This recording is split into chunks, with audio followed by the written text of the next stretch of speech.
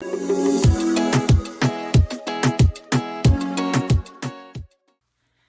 guys, and welcome back to my channel, or welcome if you're new. My name is Megan. I do sewing, embroidery, and other crafty things. And in today's video, I'm going to show you how you can embroider your own kid shirt on the Ricoma MT1501 embroidery machine, which is the one that I happen to have. So it is a 15 needle embroidery machine. I use my 8x9 inch mighty hoop. If you don't have mighty hoops or you're thinking of getting them, definitely get them. I'll show you how easy it is to use them in this video, as well as the backing holder, just to help it make it super easy to get your shirt all hooped. So Ricoma is having some amazing deals right now, so if you haven't already checked them out, please consider doing so by clicking the link down below. And please consider subscribing to my channel if you haven't already, and I hope you enjoy the video. Bye. All right, so let's get to designing our design. So I use Embrilliance Essentials to edit and make my embroidery designs. I know that Ricoma has their own sort of embroidery software, but I prefer to use Embrilliance, mostly because I started using Embrilliance way before I got my Ricoma.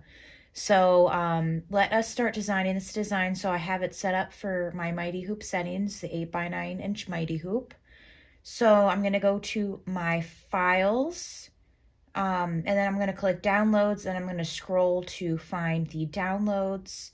I know it's kind of a bit farther down, so I'm just going to keep scrolling until I find it. It will be a little folder icon. Here we go. So we're going to want the Forever Suite, and then you're going to want to make sure you get the right file type. So for my machine, it's DST, and then I'm going to grab the 6x10. Okay, so that's pulled up. So I'm going to move this design up. I'm actually going to make it a little bit smaller. I usually like it to be about 6 inches wide. And then I'm going to center my design and bring it all the way up to the top. And then now I do not need this like donut part of it, so I'm going to edit the software to get rid of that. So on the side here, it includes all of the steps, including applique, any sort of satin stitches, basically any stitches that are in this design will be on the side here. And I know that I do not need the first 4 steps. So I'm just going to quickly go ahead and delete those. And then I don't need the satin stitches for the donut, so I'm going to get rid of that. And then I'm going to go back to my files, and I know it was right below the other one. So I'm going to upload the cupcake, click and drag the DST, and luckily it fits perfectly with this design. So it's the exact size and everything that I want. So I'm just going to move that over there a little bit. So that looks good. And now I'm going to add the name. So this customer requested the Sweetheart font with the name Natalie. So I'm going to just scroll through my fonts here. So how I got to this is that I just clicked the little A icon at the top here, and then I just clicked letters, and you can find whatever font that you want. So I'm going to scroll through here. I know it's kind of towards the middle-ish. There it is. So the 1 inch Sweetheart. And then I'm going to type in the name, which is Natalie. That looks good. And then I'm going to let me actually quickly verify that this is correct. All right, so luckily I had that correct. So I typed in the name, and I'm just going to use my mouse. It'll be centered when you click enter for the name. And I'm just going to scroll it down. I like to kind of keep it up towards the top of the suite, just because I want to make sure that I have enough room for this to fit in my hoop. So I feel like that looks good. I'm not going to bother changing the name color just because I know that it's supposed to be hot pink, so I'll know how to do that on my machine. Now I'm going to save that to my USB, and we can go to, I'll show you the materials, and then we'll get to hooping and embroidering. All right, so these are all the materials that you'll need for your project. So as I mentioned before, I used my 8x9 inch mighty hoop, link down below for this. This is what I mainly use to make my kids' shirts. I find that it works for pretty much all sizes, except anything under 2T might be a bit, you don't want to stretch out the shirt too much. So this is what I use, like I said, for my kids' shirts. And then to make my life easier, I purchased the backing holder. This thing saves so much time for hooping. I highly recommend that you guys purchase it. I'm going to show you how you use this just to make it a lot easier for you to hoop your shirts. And then of course you'll need the shirt itself. I use AJ Blanks. It's a 4T size that she requested. It's a girl's version and you can't see, but it has the puff sleeve. So I think it's super cute for girls' birthday outfits. That's what I'm going to be making, using for this project today. Additionally, you will also need some temp adhesive spray. If you have the backing holder and your stabilizer is big enough, this isn't super necessary. I try to use it because I use 2 layers of stabilizer and I don't want it to get all ruffled up. So I just use this for a quick spritz and then that's it. Most important part of kids embroidery is the tender touch. So that's a sulky, tender touch, a permanent iron-on stabilizer. Basically, it helps make so the embroidery doesn't rub against a child's skin because, you know, little kiddos have sensitive skin, so I always use these on the back of my kid shirts just to make it easier and to, again, not agitate their skin. So at the end, I'll iron this onto the back of my work, and that's what I do. All right, so for stabilizers, I use 2 layers of stabilizer. I accidentally grabbed 2 things of tearaway, so let me get rid of that. So I use a layer of tearaway stabilizer and a layer of no-show polymesh. I get them in 10 by 12 inch sheets, which end up being quite perfect for my embroidery. So as you can see, I mean, that's a perfect fit. So let me show you what I purchased. So for the no-show polymesh, this is what I use. So it is Simthread nylon stabilizer. So it looks like it's from Simthread. It's the 100 pieces. So that's what I use for my no-show polymesh. They also come in rolls, but I prefer to use this because, again, I mainly use my 8x9 Mighty Hoop, so this is all I really need. And then for my tearaway, it comes in a 200 pack. And it's from New Bro Thread. So this is what that looks like. Again, the 10 by 12. So this will last me a long time, and so will the no-show polymesh. So I just happened to purchase these, and I'm like, hey, I'll just show it for my video so you guys can get the information on the stabilizers I use. So then another important thing is your scissors. So I just have a regular pair of scissors that I use to cut like my stabilizer and stuff like that. And then of course you will need your embroidery scissors. As you can see, these are curved. There you go. You can see they're curved embroidery scissors. I'll leave a link down below for these. These are the best that I've found. I really like these like kind of rubber holder things just to make it easier. I know Fiskars doesn't have that, so it kind of agitates me, but this just feels nice and smooth in your hand when you're cutting out your applique. All right, so now let us start hooping our project. So, like I said, you'll just need 2 layers of the stabilizer. I'm gonna move my iPad over there. So, to prep my stabilizer, I'm just going to temp adhesive spray this together. This is just from personal reasons. Because I don't want the stabilizer to kind of fold in on itself. So I just gently spray, give it a shake too. There you go, I didn't shake it before. So I'm putting my no-show polymesh on top of my tearaway stabilizer, kind of flattening it out. And then you're gonna want to break apart your Mighty Hoop. So the Mighty Hoop backing part you'll want to get out and you'll grab that. So this is the top, this is the bottom. So I'm going to put my stabilizer there, and as you can see, it's a pretty tight fit for my hoop. So it takes me a couple times to kind of get this right, but you can figure it out too. So doesn't matter which you know, there's writing on the top of this, but I don't think it really matters which, you know, side you do for this.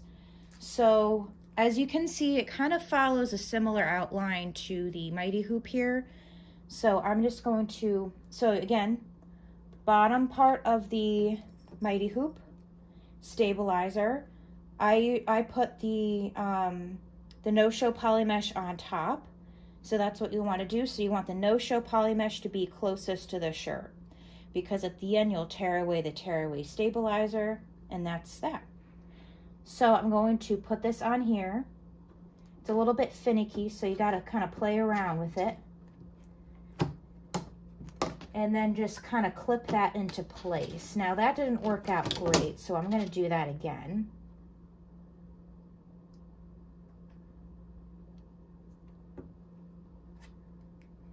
So I'm just going to kind of hold down a corner and push that in, and then push all of that in. So that's how you use this. So it's super helpful. I managed to get all the corners. I know it's kind of like a bit floppy here, but as long as the stabilizer's not wrinkling, especially the no-show, then everything's good. So that's how you use the Mighty Hoop backing holder. So now I'm going to grab my shirt, take it out,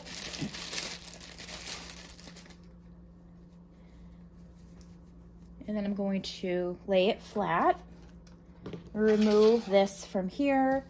I like to try to remove as many wrinkles as possible, but it doesn't really matter because at the end of the day, you're gonna be ironing down the shirt anyways. So there's that. So now, as you can probably tell, this goes in between it'll go in the back of the shirt. So we're gonna pull it through here. And again, this is the bottom. So then you'll just kind of like use my leg as momentum, I suppose, to kind of push it in there.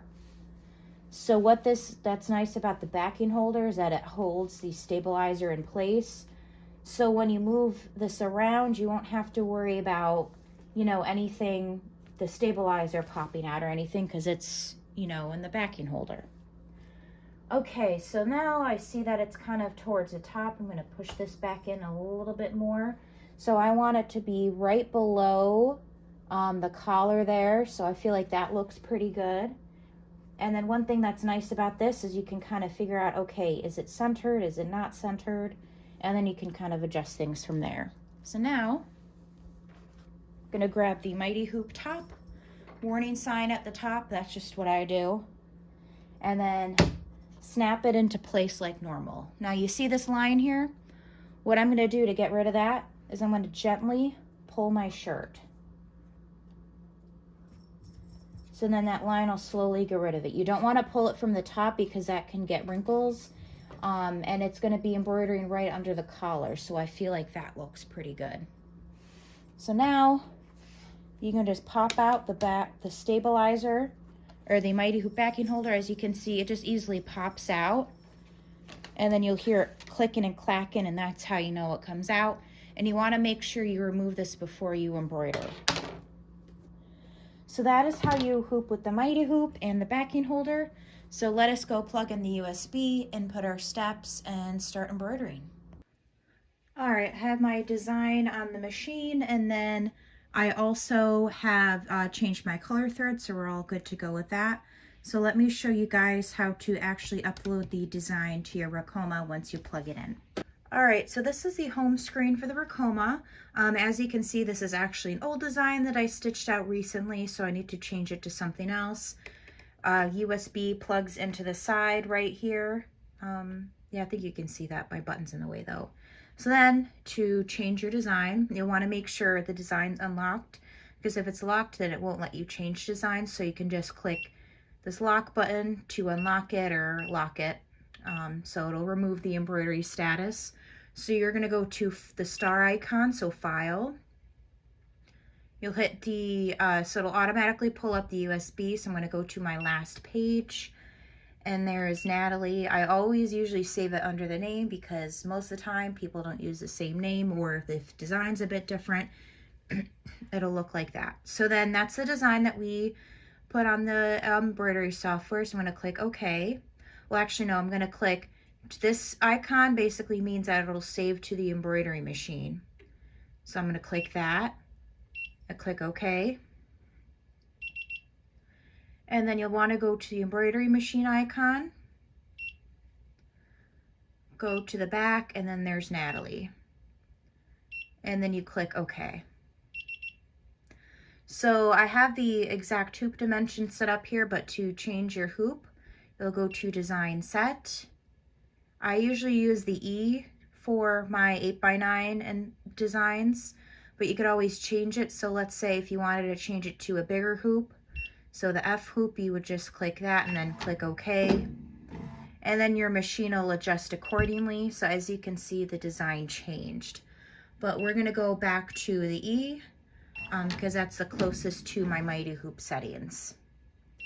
So what this feature does, it basically tries to help make sure your design is not outside of the hoop settings. Let me show you an example. So if I switch to D, as you can see, it's way too big for this hoop, and the outline is red, which is telling me that it's way too big. So I'm just going to go back to the E. And if you ever needed to make your design smaller, all you would go to do is go to this 100 icon, click clear, and like let's say just make it a bit smaller, you would just select 98 and then click that enter button. But instead I'm just going to click 100. So basically it means it's 100. The design is the full design that we upload onto the USB, but if you wanted to make it a bit smaller to fit your hoop, that's how you would make it smaller. Okay, so let me hit the escape icon. Now the most important step, first you'll want to lock in your design. Even if you want to make it smaller, lock it in first just to make sure that it still would fit your hoop. And then this, as you can probably tell, is the trace icon. So you'll click that to trace your design, but you can only do that when it's in the lock position. So I'll show you how it traces in a moment, but just so you know, that's how you can find where the trace button is. And it will automatically go to your first needle. So let's go to the machine and let me show you. So now I'm going to hit that trace button, and I'm going to hold down this first needle just to make sure it won't hit my hoop. So far so good. Yep, that fits perfectly. So like I said, if it ever hits this hoop or it's too close, you can always use that feature to minimize. Okay, so now for one of the most important parts is changing your colors. So let me show you the home screen and how to figure out what colors are on which needle. Okay, so these are my colors in the back here. So they're all on my machine. The ones that are empty are ones I have to change needles for, or they came completely unthreaded, so that's a project for another time. But so you can figure out from this, so this is the left, or this is the right to left, these are the colors. So this one is needle 1, pink is 2, the one in the back is 3, then you jump all the way to the front again, that's 4, 5, and 6, and so on and so forth until you get to the teal in the back, which is number 15. I know that's a little bit blurry, but just so you know kind of the process for the color changes. So for the Ricoma, it does not show you what steps it's working on, or like let's say if it was doing the satin stitch for the F, it wouldn't tell you that on that step when you're entering the colors. So you're going to have Embrilliance Essentials pulled up while you do this.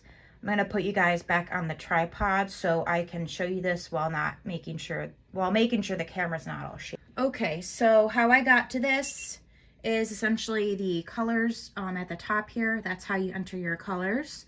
So I'm just going to click on that. So when I pull up my design on Embrilliance, it tells me that the 6 first steps are applique. So that means that it's going to do, like this one is going to do the outline, the second basting, outline, basting, outline, basting. So the first 2 steps are for the F, second 2 are for the U, and then the other 2 are for the R. So now to enter with including stops, as I mentioned before, I don't have my first needle threaded, but I usually go for my second needle for doing the outline and basting stitches, all those sorts of stuff. So what I'm going to do is for these first 6 steps, I'm going to click 2. And then for the pause feature, what the pause is in the corner, as you can see here. So what's going to happen, I'm going to click the first one, pause, second, pause, third, and so on and so forth. So what this means is that since the 2 is in the front, that means it's when I click start, it's going to do the outline for the F, and then it's going to stop.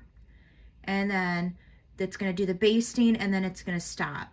So that's essentially what it means. So anything with the number in front of it basically means that it's going to do that step and then pause after that. So like, let's say for example, if I wanted it to stop on this third, before it gets to this third one, I would want to put it on this second right there. So hopefully that makes sense. It was a bit confusing for me when I first started to do it, but that's essentially how it works for doing the pause features. So then, keeping in mind the colors, I'm going to quickly continue to set this up. I'm going to just stop recording, and then we will get to embroidering, doing the applique, which I will show you what I do for the applique process. Okay, so I just finished entering in all of my steps with the name being at the end, number 6 there. So I'm just going to click OK. And then the OK feature will make sure that it saves those steps. So if you clicked escape before you click OK, that means that it wouldn't save what you just entered. All right, now we're going to get started with the stitching. So I'm going to start the first step, which is, again, it's the outline for the F. And you'll want to make sure your shirt is tucked in and out of the way. And again, you want to make sure the warning signs are towards the top.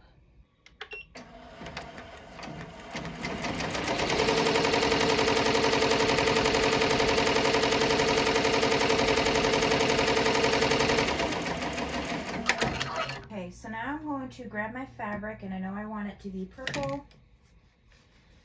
Here is my scrap piece, and it actually has, as you can see, it's shiny. That's because it has heat and bond light on the back. So what the heat and bond light does, it will essentially help adhere the fabric to the shirt. So at the end, we will have to press our shirt to kind of help this fabric glue to the shirt, versus if you didn't do this step, then the shirt, when you washed it, then the fabric could kind of get all wrinkled and not look as nice. So what I'm going to do is make sure I put the fabric exactly on top of the F here. So you can just kind of keep an eye on it. You can pick up and move your fabric accordingly. I kind of want it to be closer to the edge there. So that looks good to me. And then you'll just click start. And now it's going to do the tack down stitch.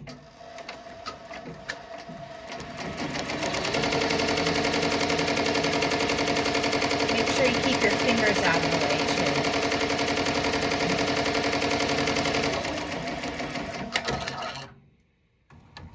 All right, now you're going to get your curved embroidery scissors, and you're going to want to make sure that the curve is facing up and not down. The purpose of this curve is to help you not like cut your shirt or anything. So if it's your first time doing applique, take your time with cutting it out. So then I'm going to cut this out, and then we can continue to do the applique. Okay, so I filmed the segment, but of course I did not click record. But essentially I did the outline stitch for the U, I placed down the fabric, same exact process for the F.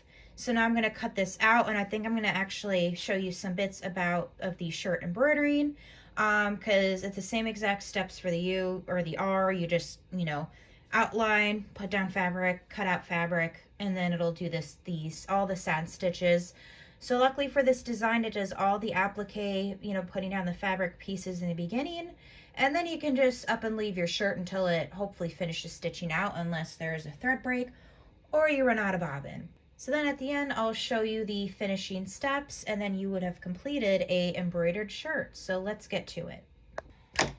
So before I move on to the next segment, I just want to show you So as you can see, this R has a middle here. I don't know if you can see, but I actually cut out a little bit of the middle.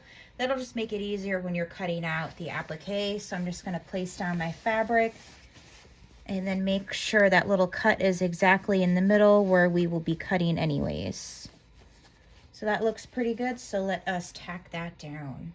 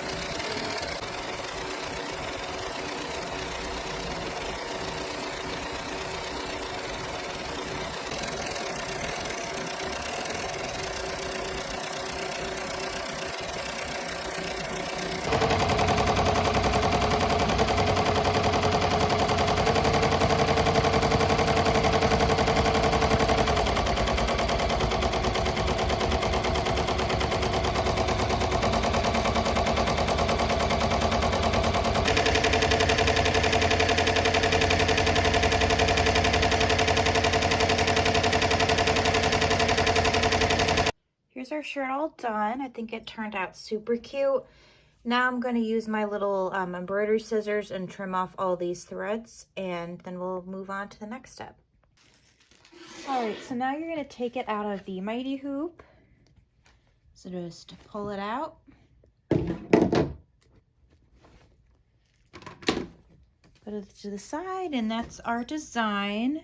So then what you'll do is flip it inside out. And you should be able to tear this tearaway stabilizer. So you can see this is like a thin stabilizer. It has little dots. That's the no-show poly mesh. So what you'll do is you'll just simply tear this away. And one thing that's nice about doing it this way is that you won't really see the poly mesh, you know, this leftover stabilizer when the child's actually wearing the shirt. So, you know, it'll kind of create, you know, nice for more pictures, and it'll just kind of look better quality. So you'll just keep tearing this out here. Doesn't have to be perfect.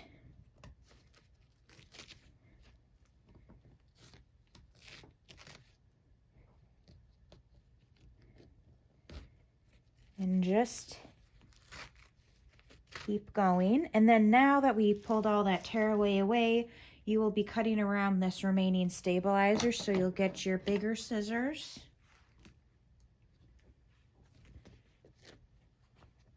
And then just start cutting it.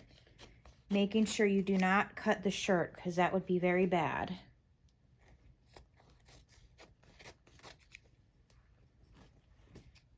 So just kind of go around.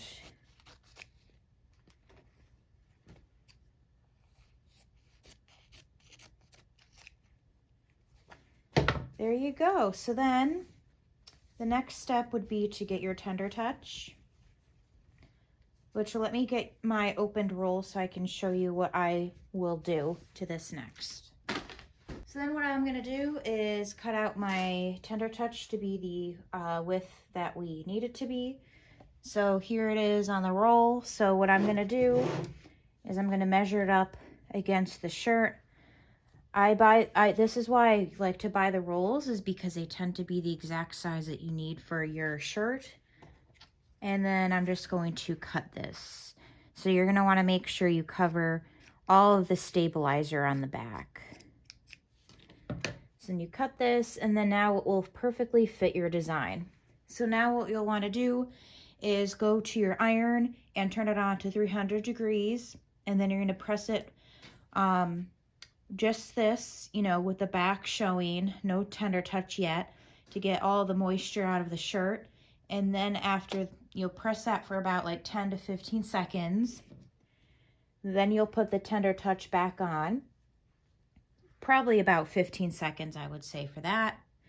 And then finally, you will turn your shirt right side out.